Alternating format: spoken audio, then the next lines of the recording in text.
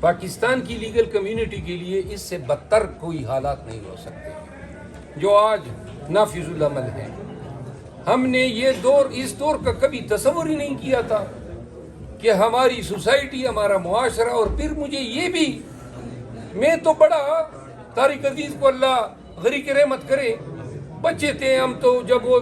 پاکستان زندہ باد کے نعرے لگواتا تھا تو میں بچپن سے اس کے پروگرام میں ادھر کھڑے ہو کے زندہ باد کا نعرہ لگایا کرتا تھا، اور جب تک اس کا آخری پروگرام تھا میں نے زندگی میں یہ نعرہ ہمیشہ اس کے ساتھ لگایا. ہم نے تو یہ سوچا تھا کہ ہم بڑے گانے اور ترانے سنے تھے، یہ زندہ قوم ہے اور یہ عالی شان قوم ہے اور پاکستانی جو ہیں وہ ایسے ہیں. وہ ہمیں تو پتہ ہی نہیں تھا کہ ڈنڈے کی مار کی یہ قوم ہے. کیوں کر ہم اگر ہم قوم ہیں، اکٹھ نہیں ہے، جمگٹھا نہیں